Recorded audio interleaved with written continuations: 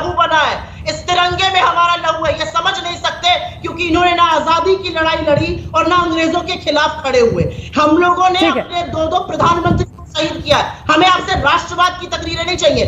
जाकर गलबैया करेंगे चीन से 20 जवानों की शहादत के बजाय महाबलीपुरम और पता नहीं कहां झूला झूलेंगे और ये हमें राष्ट्रवाद पर सर्टिफिकेट देंगे। ठीक है, कंक्लूडिंग रिमार्क, सिर्फ 2 लाइन अजय आलोक जी, सिर्फ 2 लाइन राष्ट्रवाद पर सीख देंगे। अरे गजब झूठे लोग हैं ये, सिर्फ 2 लाइन। अगर ये हमें कहती हैं कि हम चीन से को रिसीव करना है एयरपोर्ट पर, वो सबसे अच्छा वो काम करते हैं, उनको वही करना चाहिए। इस तरह की अभद्र टिप्पणियां नहीं करनी चाहिए। एक पार्टी के अध्यक्ष है, मैं उनके खिलाफ ऐसा नहीं बोलना चाहती थी, लेकिन उनकी भाषा सुनकर लगता है वो उसी लायक है। आपने यहाँ पर इस व्यक्ति से मुझे बुलवाया गया कि हम राष्ट्र नहीं समझते। इस राष्ट्र के लिए हमने शहादत दी है और इस राष्ट्र के लिए महात्मा गांधी से लेकर पंडित नेहरू और इंदिरा गांधी, सरदार पटेल, हाउस में कहा था, मैंने नहीं कहा। नमस्कार दोस्तों, स्वागत है आपका अपने YouTube चैनल में। तो आज की डिबेट होने वाली है सुप्रिया सेनेत और अजय आलोक के बीच। तो अजय आलोक नए प्रवक्ता बने हैं बीजेपी के, जेडीयू से बीजेपी में आए हैं और उन्होंने आते ही सुप्रिया सेनेत से बढ़ गए। तो ये डिबेट बहुत इंटरेस्टिंग होने वाली है। तो आइए देखते हैं पूरी डिबेट, पूरी वीडियो अंत तक देखें और देखें कैसे सुप्रिया सेनेत ने अजय आलोक की बैंड बजा दी। तो आइए शुरू करते हैं पूरी डिबेट। कह रहे हैं निसंदेह प्रधानमंत्री हमारे सबसे बड़े चेहरे हैं और इसीलिए हम चुनाव में उनके साथ जा रहे हैं। राहुल गांधी भी तमाम राज्यों में, इन्हीं राज्यों में प्रचार के लिए पहुंच रहे हैं। अब ऐसे में सवाल है कि क्या फर्क है दोनों की रणनीति में? सबसे बड़ा फर्क तो यह है कि भाजपा के प्रवक्ता ने यह स्वीकार लिया कि जनता के टैक्स पेयर के पैसे पर मोदी जी चुनाव प्रचार कर रहे हैं। उन्होंने अभी यह स्वीकारा कि बिल्कुल चुनाव प्रचार करना उनका काम है, वो चुनाव प्रचार करेंगे। तो उसको प्लीज सरकारी खर्चे पे मत कीजिए ना, पार्टी के फंड से पैसा लगाइए, पार्टी के फंड से प्रोग्राम कीजिए, प्रधानमंत्री जी का चुनावी दौरा कराइए ना। प्रधानमंत्री जी का एडमिनिस्ट्रेटिव दौरा क्यों कराया जा रहा है, ये पहली बात है। दूसरी बात ये है, और अंजना जी ये बात में थोड़े पुरजोर तरीके से कहना चाहती हूँ, हिमाचल में भी मोदी जी का चेहरा था, कर्नाटक में भी मोदी जी का चेहरा था, लेकिन मोदी जी का चेहरा लोगों ने नकार दिया, लोगों ने कहा नहीं। यहाँ की बात, यहाँ के मुद्दों की बात की, हमें कोई फर्क नहीं पड़ता हिमाचल आपका या आगे नारेबाजी करवाइएगा कर्नाटक में। लोग महंगाई पर, बेरोजगारी पर, आपका समाचार करते मुद्दों पर चुनाव करना चाहते हैं। और एक बहुत बड़ी बात यहाँ पर कहना चाहते हैं, प्रधानमंत्री जी मध्य प्रदेश में थे, 51 मिनट बोले, 44 बार कांग्रेस का नाम लिया। ये डर हमें अच्छा लगा देखकर, क्योंकि जनता का होना जरूरी है। प्रधानमंत्री जी भूल गए कि 19 साल से उनकी सरकार है मध्य प्रदेश में, और उस सरकार की एक स्कीम के बारे में बात करना उनके लिए कबूल नहीं, क्योंकि कुछ है ही नहीं। शिवराज सिंह चौहान जी, मामा जी बैठे रहे, उनका एक नाम भी नहीं लिया। आप राजस्थान जाते हैं, सरकार को कोसना शुरू करते, इसी सरकार को आपने कोविड में कहा था सबसे बढ़िया काम किया। अरे आपकी एक सरकार बता दे 5 साल में किसी ने 260 कॉलेजेस खोले हो, जो राजस्थान की सरकार ने खोल के दिखाया। एक सरकार चिरंजीवी योजना जैसी योजना बता दे, नहीं बता पाई। कमलनाथ जी ने कुछ महीनों की सरकार चलाई थी, 15 महीनों, 20 लाख किसानों का कर्जा माफ किया था, 6 लाख रोजगार दिया था युवाओं को, उसके बारे में चर्चा नहीं है। तो मैं 2 बातें कहूंगी और ये बहस जैसे जैसे आगे बढ़ती जाएगी। मोदी जी के चेहरे पर चुनाव लड़ने का नतीजा है कि उनको लोगों को उतारना पड़ रहा है मैदान में, केंद्रीय मंत्री को कैंडिडेट नहीं मिल रहे, और ये चेहरा नकारा जा चुका है हिमाचल और कर्नाटक दोनों में। और अगर ये चेहरा सही होता तो वो अपने काम पर वोट मांगते। 18 साल की सरकार चलाने के बाद 44 बार कांग्रेस को याद कर रहे हैं, अच्छा लगा मैं देखकर। मैं अपनी बात अंत करते हुए आपसे रिक्वेस्ट करती हूँ, मेरे में कांस्टेंट एको के साथ प्रोग्राम का आ रहा है, अगर आप प्लीज थोड़ा ठीक कर दीजिए। एको की आवाज जा रही है, ठीक कीजिए उनके एको की आवाज, पूरी कीजिए अपनी बात, फिर मैं अजय जी के पास जाऊंगे। मैं बस यही बात कहना चाहती हूँ कि प्रधानमंत्री मोदी का चेहरा तो नकारना शुरू कर दिया लोगों ने। अगर प्रधानमंत्री मोदी जी मध्य प्रदेश में गए और अगर 51 मिनट उन्होंने और 18 साल की सरकार की बात नहीं की, तो क्या मतलब है? ये घबराहट है। ये 51 मिनट का भाषण मध्य प्रदेश में, लगभग 30 मिनट की। ठीक है, 20 का जवाब दीजिए, फिर अन्य मेहमानों के पास जाओ। जी हाँ, जवाब देने में सबसे पहले मैं कहूंगी, मैंने नहीं कहा था वो चुनाव प्रचार कर रहे हैं, प्रवक्ता ने दम भरा था कि वो चुनाव प्रचार कर रहे हैं, उनको करना भी चाहिए। उस पर मैंने टिप्पणी करी थी कि चुनाव प्रचार कर रहे हैं तो अपने पैसे से करिए, टैक्स पेयर पैसे से मत करिए, छोड़िए उस बात को। 18-19 साल से आपकी सरकार है, 8.5 करोड़ लोग हैं मध्य प्रदेश में, 23 भर्ती घोटाले हुए हैं, पटवारी घोटाला, नर्सिंग कॉलेज घोटाला, डीमैट घोटाला। 18 साल में 26,000 ऐसे स्कूल हैं जहां पर बिजली का कनेक्शन नहीं है, 29,000 स्कूल बंद हो चुके हैं। 18 साल 10,000 ने आत्महत्या करी और 9 लाख ने अपना नाम कटवा लिया है। ये आपकी का समानता है। 18 साल में, ये मेरी रिपोर्ट नहीं है, ये सीएजी की रिपोर्ट है कि किसान के मामले में, किसान की आय के मामले में मध्य प्रदेश एक ऐसा राज्य है तो जहां पर आय गिरी है। बाकी जगह की 27 है, यहाँ पर 30 रुपए प्रतिदिन आए हैं। 88 लाख महिलाओं को उज्ज्वला का दम भर रहे थे मध्य प्रदेश में। 66 लाख को एक सिलेंडर या एक भी सिलेंडर नहीं भरने का मौका मिला है। तो बड़ी बड़ी बातें मत कीजिए, तो शोभित करना है तो मामा जी की बात कीजिए, मामा जी की योजनाओं की चर्चा कीजिए। अरे हम जा रहे हैं छत्तीसगढ़, हम जा रहे हैं राजस्थान, हम सीधा ठोककर अपने काम की बात कर रहे हैं, लोगों से फिर से आशीर्वाद मांग रहे हैं, कह रहे हैं कि हमने 500 में सिलेंडर दिया, कह रहे हैं हम 25 लाख की चिरंजीवी योजना लाए। छत्तीसगढ़ में हम कह रहे हैं हमने धान की खरीद करी, हमने न्याय योजना लागू करी। आप अपने 18 साल की एक योजना आपको नहीं मिली बात करने के लिए, तो इधर उधर की बात मत कीजिए। मध्य प्रदेश का काफिला आपने पैसे उठाया और जुमलों का महाकुंभ दोबारा से तैयार मत कराइए। अंजना जी, लेकिन मैं आपको एक बात का आश्वासन दिला सकती हूँ, चुनावी सीजन आ गया है, अब प्रधानमंत्री लोगों को कपड़ों से पहचानने लगेंगे। चुनावी सीजन आ गया है, प्रधानमंत्री को असली दिखने लगेगा। चुनावी सीजन आ गया है, शमशान कब्रिस्तान याद आएगा। चुनावी सीजन आ गया, याद आएगा। असलियत ये है, अगर ये ना हो तो ये प्रचार भी नहीं कर सकती है। लेकिन मैं दोबारा से पुनः बात दोहराऊंगी, प्रधानमंत्री के ही अपने चेहरे पर अपना नाम लगाकर हर पोस्टर पे अपनी तस्वीर चिपकाकर, चाहे हिमाचल हो चाहे कर्नाटक को वोट मांगे। जनता ने वहां आपको जवाब दिया है, ये मत भूलिए। मुझे चीफ कहकर आप मुझे 10 बार चीफ कह दीजिए, मुझे कोई फर्क नहीं पड़ता है। जनता को धोखा देना बंद कर दीजिए। जनता को जो आप झुंझुना पकड़ा रहे हैं कांग्रेस को गरिया के, उससे कोई फायदा नहीं होने वाला है। जनता ने मन बना लिया। मंत्रियों को, केंद्रीय मंत्रियों को उतारा जा रहा है। ऐसे ही जब पिछला चुनाव था तो नारे लगते थे कि वसुंधरा तेरी खैर नहीं, मोदी तुझसे बैर नहीं। बीजेपी को हरा दिया विधानसभा चुनाव में। राज्यसभा के जब लोकसभा चुनाव हुए तो सारी की सारी सीटें राजस्थान में बीजेपी को चली गई। क्या यही फैक्टर्स है जिसकी वजह से पीएम के चेहरे को आप लोग प्रोजेक्ट कर रहे हैं? सुप्रिया जी, जवाब दीजिए। और ध्रुवीकरण के मुद्दे पे आपने टोका था, तो कमलनाथ जी तो हनुमान यात्रा से लेकर सब कुछ निकालते रहते हैं वहां पर। उन्हें भी पता है कि हिंदुत्व के मुद्दे पर अगर पीछे छूटे तो एमपी में सत्ता वापसी मुश्किल होगी उनके लिए। हाँ, मैं इस सवाल का जवाब दूं कि पहले कुछ आंकड़े बताए गए, उनकी असलियत बता देती हूँ। 6.5 गुना इन्होंने बढ़ा दिया अगली बजट। लेकिन 4 राज्यों में किसान की आय कम हुई, उसमें से एक मध्य प्रदेश है। प्रभु ऐसा क्यों हुआ, ये जरूर सुनाने की जहमत उठाइएगा। 70 लाख बेरोजगार हैं मध्य प्रदेश में। उनके सामने जाकर जो आंकड़े अभी बोले हैं समझाइएगा, वो आपको बताएंगे अपने भविष्य कितने गरताल में। इन्होंने बात करी कि कैसे एसटी, एसटी, ओबीसी यहाँ पर बहुत अलंकृत है। राज्य में एक ऐसी घटना सामने आई थी जिसने सब समाज को शर्मसार कर दिया।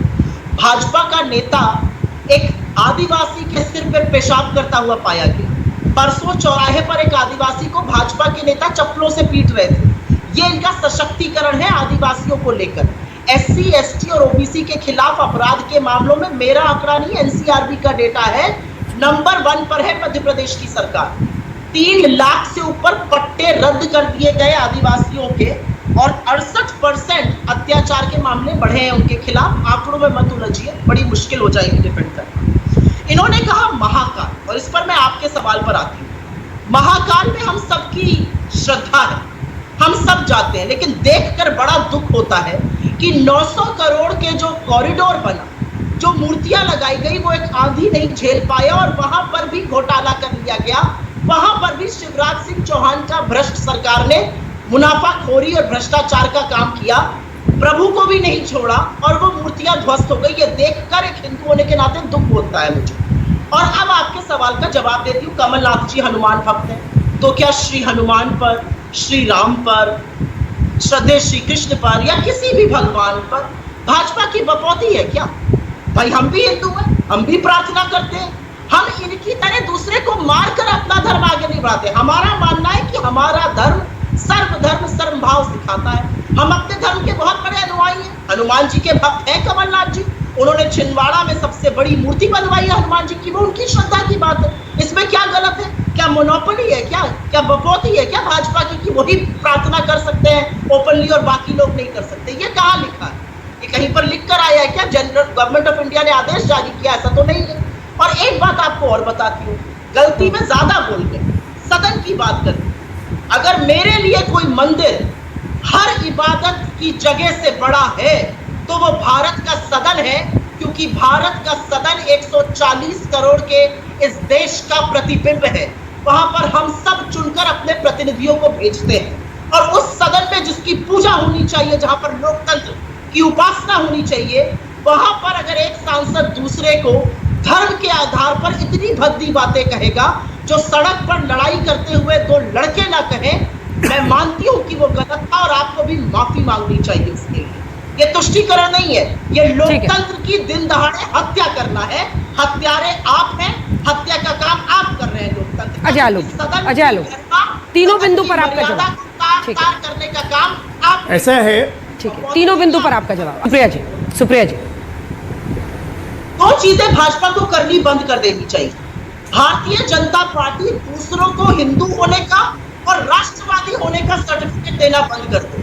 आप ढोंगी हिंदू हैं क्योंकि आपने राम जन्मभूमि में जमीनों का घोटाला किया, वहां पर मुनाफाखोरी करी, वहां 2004 के कॉरिडोर तक में 900 करोड़ रुपए भ्रष्टाचार के करे, जिससे कि प्रभु के दरबार में आपने वादा खिलाफी करी और मूर्तियां टूट गई एक पहली आंधी में। आप सर्टिफिकेट देना बंद कर दीजिए। आप हिंदू धर्म के ढोंगी ठेकेदार मत बनिए, स्वयं को ठेकेदार नहीं है। और एक राष्ट्रवाद पे सर्टिफिकेट मत दिया करिए। 11 बार से कश्मीर में शहादत हुई है हमारे सैनिकों की, लेकिन प्रधानमंत्री ने श्रद्धांजलि और संवेदना का, मेरे पास डॉक्यूमेंटेड है, 2021 से कब से शहादत होनी शुरू हुई कश्मीर में, प्रधानमंत्री ने श्रद्धांजलि और संवेदना का एक शब्द नहीं।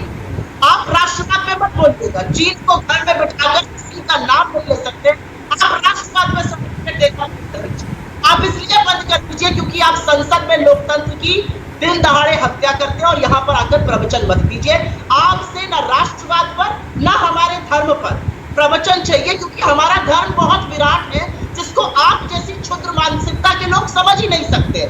उसका राजनीतिक दुरुपयोग जरूर कर सकते हैं, लेकिन समझ नहीं सकते। हिंदू धर्म की विराटता को समझने के लिए सभ्य, विराट और दूसरे को आदर देना आना चाहिए, जो आप लोगों के डीएनए में ही नहीं है। बाकी सब तो भूल जाएंगे। और अंत में मैं एक बात कहना चाहती हूँ, भगवान ही जाने कौन सा विकास दिखाना चाहते हैं मध्य प्रदेश में।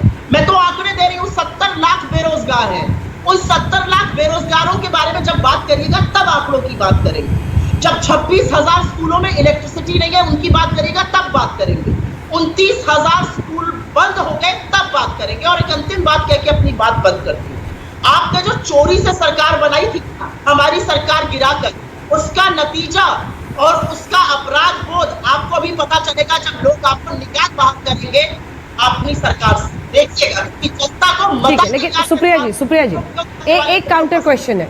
सुप्रिया जी, एक काउंटर क्वेश्चन है, और वो ये है कि क्या गठबंधन की मजबूरी ने आपको निशब्द कर दिया है, मुंह सिल दिया है दो इश्यूज पर। एक महादलित महिला के साथ बिहार में क्या हुआ, उस पर भी उसी तरह से कांड हुआ जैसा एमपी में हुआ। उस पर यूरिन किया गया, उसको मारा गया, जो उसका आरोप है उस महिला का, वहां पर भी यही कांड हुआ। दूसरी तरफ उदयनिधि स्टालिन ने जिस तरह के शब्द का, क्या ये हेट स्पीच नहीं है कि आप किसी सनातन धर्म के बारे में आप उसको डेंगी, मलेरिया कहें, ए राजा उसको HIV कहते हैं। वहां पर भी आप लोगों का वैसा गुस्सा नहीं दिखा जैसा आप लोग अन्य अगर कोई भी किसी धर्म के खिलाफ बोलता है तब दिखाते हैं। नहीं हो सकता मैं आपके शोज पर उस दौरान ना आए, मेरे अंदर बहुत आक्रोश है। मुझे नहीं लगता कि मुझे बिल्कुल पसंद आया कि मेरे धर्म के बारे में कोई बोले, उनकी क्या मान्यता है उन्होंने बोला मुझे नहीं पता। लेकिन जिस धर्म को मैं प्रैक्टिस करती हूँ वो शांति सद्भाव सिखाता है। मेरा धर्म है जहां पर जब तक शांति पाठ ना करो कोई अनुष्ठान ही पूरा नहीं होता। हम तो वनस्पति शांति और गृह शांति की बात करते हैं। तो धर्म के नाम पर अगर लड़ाया जाएगा मैं इसको भी बर्दाश्त नहीं करती हूँ। उनकी कई बात पर भी मुझे आक्रोश है, मैं उससे बिल्कुल वादा नहीं करती। आपने पर ट्वीट नहीं किया ना, ट्वीट नहीं किया आपने, ट्वीट करके गुस्सा दिखा देती है। एब्सोल्युटली किया, मैंने प्रेस कॉन्फ्रेंस में बोला, इसीलिए मैंने कहा हो सकता है मैं आपके शो में ना आई हूँ, मैंने प्रेस कॉन्फ्रेंस में बोला ये बात सार्वजनिक रूप से। अब हमारी प्रेस कॉन्फ्रेंस आप लोग नहीं दिखाते, वो अलग बात है, दिखाते तो आपको वाइट मिल जाती। आपने बिहार की उस महिला के बारे में कहा, बिल्कुल आक्रोश है, बहुत गुस्सा है। कौन है ऐसा जो 76 साल बाद आजादी के एक व्यक्ति की जाति पर उसके ऊपर पेशाब कर सकता है, उसको नकल कर सकता है? लेकिन कार्यवाही क्या हुई ये बात है। मध्य प्रदेश में 3 महीने तक वो मामला दबा रहा। आज भी मणिपुर की हम बात अगर करते हैं तो सरकार विशालकाय बंगले जाती है, वो बच्चों की हत्या की खबर आई। बच्चों को तो बख्श दो भाई, ये कौन नहीं मानेगा, ये कौन नहीं इस पर चर्चा करेगा। इस पर बात तो सड़कों की बात करने लगे। अरे आप सड़कें चांद तक पहुंचा दीजिएगा, पहले जनसंख्या को, अपने लोगों को तो बचा लीजिए। नक्सल्स कांग्रेस पार्टी को चलाते हैं और नड्डा जी ने भी देश की संसद में कहा था कि ट्यूटर भी रखते हैं एनजीओ वाले। नड्डा जी का एक काम है जाके पीएम को रिसीव करना एयरपोर्ट पर, वो सबसे अच्छा वो काम करते हैं, उनको वही करना चाहिए। इस तरह की अभद्र टिप्पणियां नहीं करनी चाहिए। एक पार्टी के अध्यक्ष है, मैं उनके खिलाफ ऐसा नहीं बोलना चाहती थी, लेकिन उनकी भाषा सुनकर लगता है वो उसी लायक है। आपने यहाँ पर इस व्यक्ति से मुझे बुलवाया गया कि हम राष्ट्र नहीं समझते। इस राष्ट्र के लिए हमने शहादत दी है, और इस राष्ट्र के लिए महात्मा गांधी से लेकर पंडित नेहरू और इंदिरा गांधी, सरदार पटेल, भगत सिंह, इस देश के लिए शहादत इसके लिए दी। आपके नेता ने हाउस में कहा था, आपने नेता की तो बात सुनिए। अजय जी मैं आपसे जवाब लूंगी, रुक जाइए, बीच में मत बोलिए प्लीज। मैं जवाब लूंगी अजय जी प्लीज, मैं आपसे जवाब लूंगी, रुक जाइए, बोलिए। इस राष्ट्र की नींव और मिट्टी में हमारा लहू बना है, इस तिरंगे में हमारा लहू है। ये समझ नहीं सकते क्योंकि इन्होंने ना आजादी की लड़ाई लड़ी और ना अंग्रेजों के खिलाफ खड़े हुए।